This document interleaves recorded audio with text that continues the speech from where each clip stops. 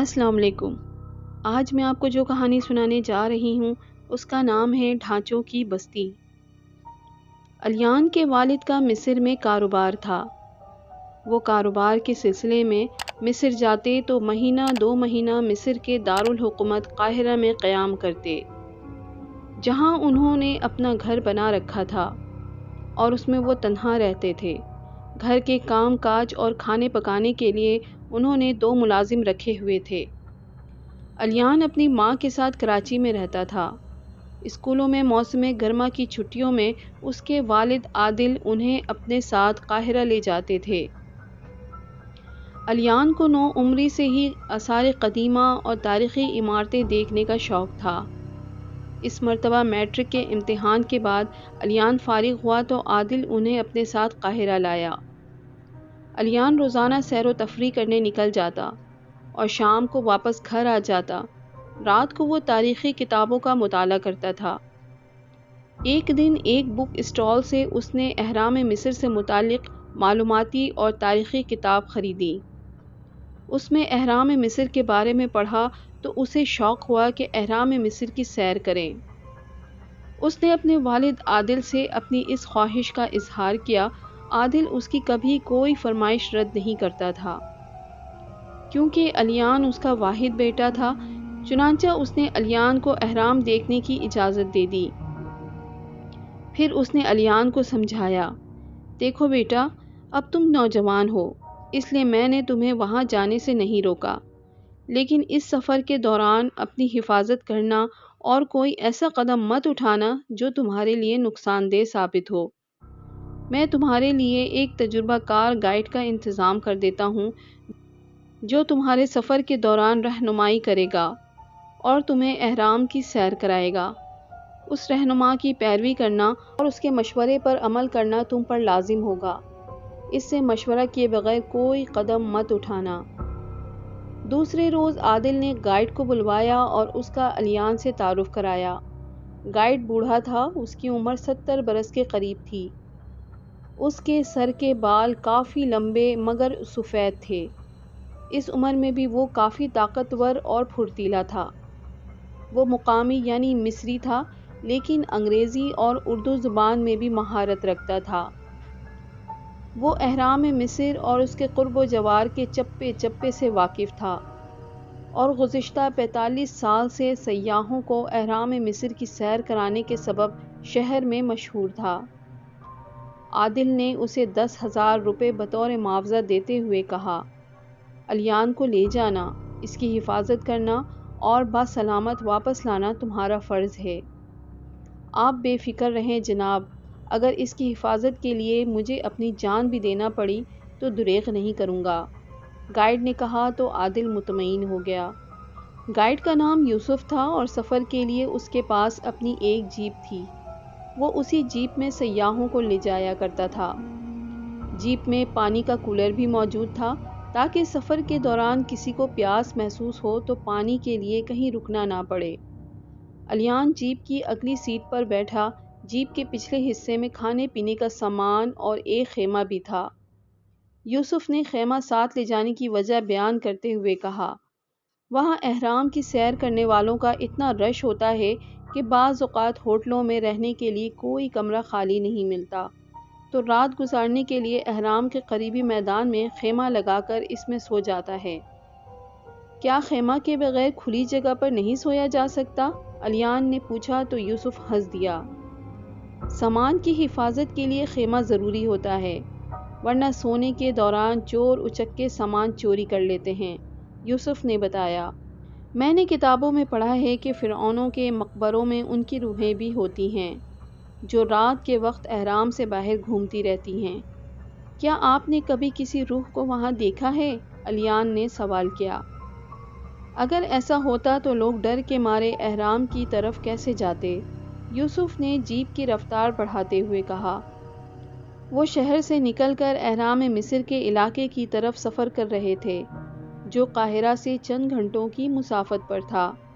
اور ہاں، وہ دریا کہاں ہے انکل جس میں فرعون اور اس کا لشکر غرق ہوا تھا؟ علیان نے تیزی سے پوچھا۔ وہ اہرام سے کچھ فاصلے پر ہے، اسے دریائے نیل کہتے ہیں، یوسف نے بتایا۔ کیا وہ بھی دیکھو گے؟ جی ہاں، میں دریا کا وہ حصہ دیکھنا چاہتا ہوں جہاں فرعون کا لشکر تباہ ہوا تھا، علیان نے مسکرا کر کہا۔ نہیں بیٹے، وہ علاقہ بہت خطرناک ہے، بہادر سے بہادر آدمی بھی وہاں جاتے ہوئے ڈرتا ہے، یوسف نے بتایا۔ اوہ، کیا آپ بھی ڈرتے ہیں انکل؟ کیا آپ وہاں کبھی نہیں گئے؟ علیان نے چونک کر پوچھا۔ ایک مرتبہ گیا تھا اور بڑی مشکل سے زندہ واپس آ سکا۔ اس کے بعد میں نے وہاں جانے سے توبہ کر لی۔ ہر ماہ کوئی نہ کوئی سیاح وہاں جا کر غائب ہو جاتا ہے، یوسف نے کہا۔ فرعون کے لشکر کے سپاہیوں کی روحیں اس علاقے میں بھٹکتی رہتی ہیں۔ علیان کو خوفناک کہانیاں پڑھنے سننے کا شوق تھا۔ یوسف کی بات سن کر اس نے کہا، انکل آپ کے ساتھ وہاں کیا گزری اور آپ کیسے وہاں سے بچ کر آئے؟ لمبی کہانی ہے بیٹا، پھر کبھی بتاؤں گا، یوسف نے مسکراتے ہوئے کہا۔ نہیں انکل، ابھی سنائیں، سفر جلدی کٹے گا، علیان نے اصرار کیا۔ خیر سنو، یوسف نے گہرا سانس لے کر کہا۔ ان دنوں میں جوان تھا اور مجھے بھی عجائبات دیکھنے کا بے حد شوق تھا۔ میری طرح میرے ایک دوست کو بھی آثار قدیمہ سے دلچسپی تھی۔ ہم دونوں اہرام دیکھنے آئے تو دوست نے کہا کہ دریا کی سیر کرنی چاہیے اور وہ تاریخی جگہ دیکھنی چاہیے جہاں حضرت موسیٰ علیہ السلام اور ان کے ساتھیوں نے فرعون کے لشکر سے بچنے کے لیے دریا عبور کیا تھا۔ ہم نے دریائے نیل پر پہنچ کر ایک کشتی کے ملاح سے بات کی۔ کیا تم ہمیں اس مقام پر لے چلو گے جہاں دریا میں فرعون اور اس کا لشکر غرق ہوا تھا؟ میں نے ملاح سے بات کی۔ میں تو وہاں کبھی نہیں گیا جناب، البتہ میرا باپ اس جگہ سے واقف ہے، ملاح نے بتایا۔ پھر وہ ملاح بھاگ کر مچھیروں کی بستی میں گیا اور وہاں سے اپنے باپ کو بلا لایا۔ اس کا باپ 60-70 سال کا بوڑھا آدمی تھا۔ اس نے بتایا کہ وہ ہمارے مطلوبہ مقام سے واقف ہے لیکن اندھیرا پھیلنے سے پہلے وہاں سے واپس چل دے گا۔ ہم نے اس سے کرایہ طے کیا اور بوڑھا ملاح ہمیں اپنی کشتی میں بٹھا کر کشتی چلانے لگا۔ کشتی زیادہ بڑی نہیں تھی اور بوڑھا ملاح چپوؤں کی مدد سے کشتی کو آگے بڑھا رہا تھا۔ دوپہر کے وقت ہم منزل کے قریب پہنچے اور ملاح نے کشتی کنارے سے لگا کر روک دی۔ وہاں دریا کے ساحل کے ساتھ دور تک جنگل پھیلا ہوا تھا۔ کیا یہی وہ مقام ہے جہاں فرعون غرق ہوا تھا؟ میرے دوست خالد نے ملاح سے پوچھا۔ نہیں، وہ مقام ادھر ہے، اس نے ہاتھ سے آگے کی طرف اشارہ کرتے ہوئے کہا۔ وہ دیکھیے، سرخ جھنڈے۔ ہم نے اس طرف دیکھا، تقریباً 100 قدم کے فاصلے پر دریا کے کنارے چند بانس گڑے ہوئے تھے جن پر سرخ رنگ کے جھنڈے لہرا رہے تھے۔ میں نے ملاح سے کہا، تم ہمیں وہاں لے چلو۔ نہیں جناب، کشتیوں کے لیے وہ جگہ خطرناک ہے، وہاں جانے والی کشتی پانی میں ڈوب جاتی ہے، آپ کو پیدل ہی وہاں جانا پڑے گا، بوڑھے ملاح نے نفی میں سر ہلاتے ہوئے کہا۔ ٹھیک ہے، پھر تم یہاں ہمارا انتظار کرو گے یا ساتھ چلو گے؟ میں نے اس سے پوچھا۔ جیسا آپ کہیں، ورنہ میں یہاں رہ کر آپ کا انتظار کر لوں گا، ملاح نے جواب میں کہا۔ لیکن سورج ڈوبنے سے پہلے ہمیں یہاں سے واپس روانہ ہونا پڑے گا۔ ٹھیک ہے، تم ہمارے ساتھ چلو تاکہ اس تاریخی مقام کے بارے میں ہمیں معلومات دے سکو، خالد نے ملاح سے کہا۔ ہم تینوں کشتی سے اترے، ملاح نے کشتی کی رسی کنارے کے قریبی درخت کے تنے سے باندھی اور ہمارے ساتھ آگے آگے بڑھنے لگا۔ خالد نے بیگ اٹھا رکھا تھا جس میں خشک خوراک کے ڈبے اور پانی کی بوتلیں تھیں۔ جلد ہی ہم اس جگہ جا پہنچے جہاں دریا کے کنارے پر سرخ جھنڈے لگے ہوئے تھے۔ 2 بانسوں پر ایک بڑا سا بورڈ نصب تھا۔ اس بورڈ پر لکھا تھا، ہزاروں سال پہلے اس جگہ دریا میں فرعون اور اس کی فوج غرق ہوئی تھی۔ وہ جگہ دیکھ کر ہمیں بے حد خوشی ہوئی۔ پھر ہم قریبی درختوں کے سائے میں جا بیٹھے۔ خالد کو بھوک لگی تھی۔ اس نے بیگ سے پکے ہوئے خشک گوشت کے 3 ڈبے نکالے اور ایک ڈبہ مجھے دینے کے بعد ایک بوڑھے ملاح کو بھی دے دیا۔ ہم گوشت کھاتے ہوئے آپس میں باتیں کرنے لگے۔ گوشت کھانے کے بعد ملاح نے ہمیں واپس چلنے کو کہا۔ ابھی تو 2 بجے ہیں، ہم کچھ دیر یہاں سیر کریں گے، پھر ہم مغرب سے پہلے واپس جائیں گے، خالد نے کہا۔ کیا یہاں آس پاس کوئی آبادی بھی ہے؟ میں نے ملاح سے پوچھا۔ ہاں، جنگل کی دوسری طرف چھوٹی سی بستی ہے جو صدیوں پرانی ہے۔ اب تو وہاں بستی کے صرف کھندرات ہیں، کوئی مکان مکمل نہیں ہے، نہ ہی کسی کی چھت سلامت ہے، ملاح نے بتایا۔ مشہور ہے کہ بستی میں فرعونی لوگ رہتے تھے۔ اوہ زبردست، خالد نے خوش ہو کر کہا۔ اس تاریخی بستی کو ہم ضرور دیکھیں گے اور تصویریں بھی بنائیں گے، چلو ہمارے ساتھ، میں نے اٹھتے ہوئے کہا۔ نہیں صاحب، میں بوڑھا آدمی اتنی دیر نہیں چل پھر سکتا، آپ جائیں، میں کشتی میں جا کر بیٹھتا ہوں، ملاح نے کہا۔ ذرا جلدی آ جانا، اگر آپ سورج غروب ہونے سے نصف گھنٹہ پہلے واپس نہ آئے تو میں روانہ ہو جاؤں گا۔ بے فکر رہو، ہم بہت جلد واپس آ جائیں گے، میں نے ملاح کو تسلی دیتے ہوئے کہا۔ پھر خالد اور میں دریا کی مخالف سمت جنگل میں داخل ہوئے اور آگے بڑھنے لگے۔ کچھ دیر بعد جنگل کافی گھنا ہو گیا۔ تقریباً نصف گھنٹہ بعد ہم جنگل سے باہر پہنچے تو سامنے ایک بہت بڑا میدان تھا جس میں جگہ جگہ خودرو جھاڑیاں اگی ہوئی تھیں۔ تقریباً 100 قدم کے فاصلے پر پتھر سے بنے ہوئے 15-16 مکانات نظر آ رہے تھے۔ یقیناً وہی پرانے دور کے فرعونیوں کی بستی تھی، مگر بستی کا کوئی مکان مکمل نہ تھا۔ ان کی چھتیں موجود نہیں تھیں اور دیواریں بھی ٹوٹی پھوٹی تھیں۔ ان میں سے ایک مکان قدرے بہتر حالت میں تھا، اس کی چھت سلامت تھی اور دروازہ بھی نظر آ رہا تھا۔ بستی پر سناٹے کا راج تھا۔ میں اور خالد بستی کی طرف بڑھنے لگے، کیمرہ میرے پاس تھا۔ 100 قدم کا فاصلہ طے کر کے ہم بستی کے کھندرات کے سامنے پہنچ گئے۔ میں نے خالد کو روکا اور کیمرہ آنکھ سے لگا کر ایک کھندر کی تصویر بنانے لگا، لیکن کیمرے کے عدسہ میں کھندر کا عکس نظر نہ آیا۔ میں نے کیمرے سے آنکھ ہٹا کر کھندر کی طرف دیکھا تو وہ موجود تھا۔ میں نے پھر کیمرے سے آنکھ لگائی، لیکن اس مرتبہ بھی مجھے کھندر نہ دکھائی دیا۔ میں نے کیمرہ خالد کی طرف کیا اور کیمرے سے آنکھ لگائی تو خالد کا عکس دکھائی دیا۔ اس پر مجھے شدید حیرت ہوئی۔ میں نے یہ بات خالد کو بتانا چاہی، لیکن اسی لمحے چھت اور دروازے والے کھندر سے ایک مردانہ آواز آئی، صاحب اندر آ جائیں، آپ تو ہمارے مہمان ہیں۔ وہ آواز سن کر ہم دونوں بے اختیار اچھل پڑے کہ وہ کھندر آباد تھا۔ بولنے والا شخص اندر موجود تھا۔ میں نے خالد کو اشارہ کیا اور ہم دونوں اس کمرے کی طرف بڑھنے لگے جس سے آواز آئی تھی۔ کمرے کا دروازہ کھلا تھا لیکن اندر اندھیرا تھا۔ میں نے قریب پہنچ کر جیب سے پینسل ٹارچ نکالی اور اس کی روشنی کمرے میں ڈالی تو مجھے حیرت کا جھٹکا لگا۔ ٹارچ جل رہی تھی لیکن اس کی روشنی دروازے سے اندر نہیں جا رہی تھی۔ کیمرے کے بعد ٹارچ کا معاملہ دیکھ کر مجھ پر خوف طاری ہونے لگا۔ اندر آ جاؤ پیارے مہمانوں، تاکہ ہم تمہاری خدمت کر کے ثواب کمائیں۔ اچانک اندر سے کسی نوجوان لڑکی کی آواز آئی۔ مگر اندر تو اندھیرا ہے، میں نے بوکھلا کر کہا۔ تو پھر باہر بیٹھ جاؤ، میں باہر آ جاتی ہوں، لڑکی نے ہنس کر کہا۔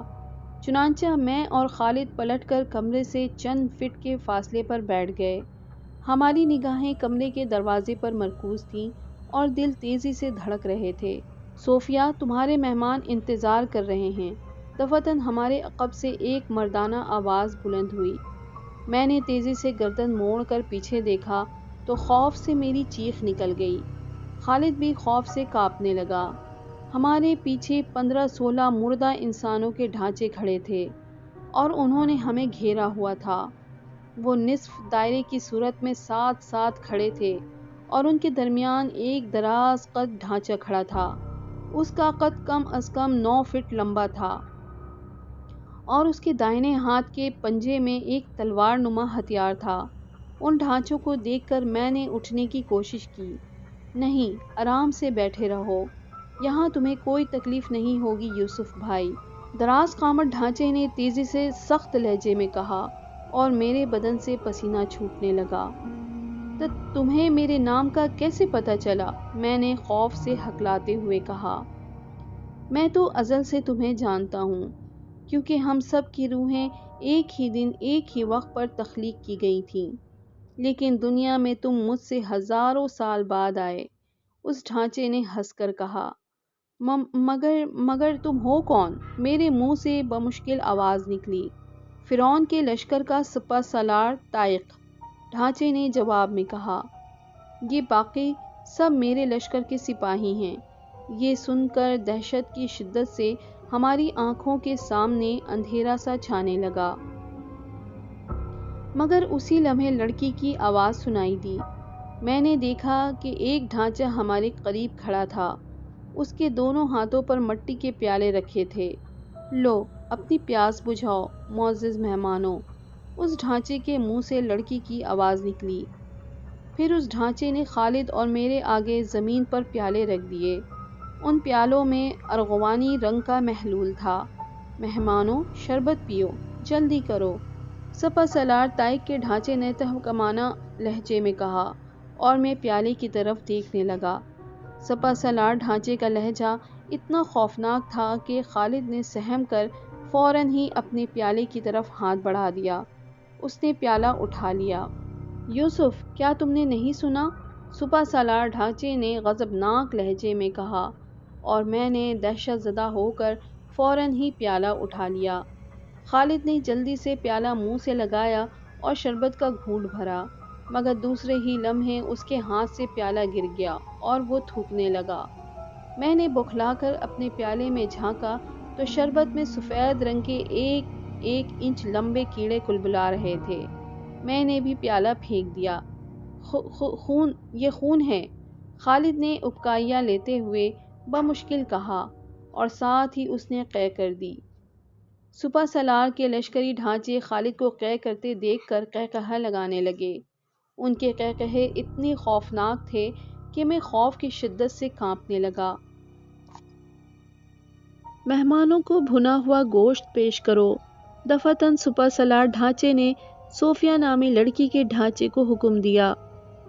صوفیہ کا ڈھانچہ ہمارے عقب میں کمرے کی طرف گیا اور چند سیکنڈ بعد تنکوں سے بنی ایک چھابی اٹھا کر واپس آ گیا۔ اس نے چھابی ہمارے آگے رکھی اور اس میں واقعی بھنا ہوا گوشت تھا، لیکن جب میں نے غور سے دیکھا تو مجھے زور سے ابکائی آئی اور میں قے کرنے لگا۔ چھابی میں بھنے ہوئے مینڈک اور چھپکلیاں تھیں جن سے بدبو اٹھ رہی تھی۔ ڈھانچے ایک بار پھر ہنسنے لگے۔ کھاؤ معزز مہمانوں، سپہ سالار ڈھانچے نے کڑک کر کہا۔ نہیں، ان سے بدبو آ رہی ہے، خالد نے خوف سے ہکلاتے ہوئے بمشکل کہا۔ ہا ہا ہا ہا، احمق آدمی، ہزاروں سال پہلے بھنے ہوئے گوشت سے بدبو نہیں آئے گی تو کیا خوشبو آئے گی؟ سپہ سالار طائق کے ڈھانچے نے خوفناک لہجے میں قہقہہ لگا کر کہا۔ پھر اس نے دوسرے ڈھانچوں سے کہا، ان بدبختوں کو 100 کوڑے مارو، انہیں ہمارے راز جاننے کی جرت کیسے ہوئی؟ اس سزا کے بعد ان کا گوشت بستی کے تمام لوگوں میں بانٹ دینا۔ اس کا حکم سن کر ہم دونوں بدحواس ہو گئے۔ میں نے زمین سے اٹھنے کی کوشش کی، لیکن میری ٹانگیں بری طرح کانپ رہی تھیں، اسی لیے میں گر گیا۔ اتنے میں 2 ڈھانچے ہاتھوں میں چمڑے کے بنے چابک یا کوڑے لیے ہمارے قریب آ گئے اور ہم پر کوڑے برسانے لگے۔ ہر کوڑے پر ہماری کھال ادڑ رہی تھی اور ہم درد کی شدت سے چیخ رہے تھے۔ جلد ہی ہمارے جسم لہولہان ہو گئے اور 20ویں کوڑے پر ہی مجھ پر بے ہوشی طاری ہو گئی۔ ہوش آیا تو ہم دونوں بوڑھے ملاح کی کشتی میں پڑے تھے اور کشتی واپس جا رہی تھی۔ میں نے بوکھلا کر اپنے جسم کا جائزہ لیا تو میرا جسم اور لباس صحیح سلامت تھا۔ خالد بھی حیرت سے اپنے بدن کو ٹٹول رہا تھا۔ اوہ، ہم کشتی میں کیسے پہنچے؟ میں نے ملاح سے پوچھا جو چپو چلا رہا تھا۔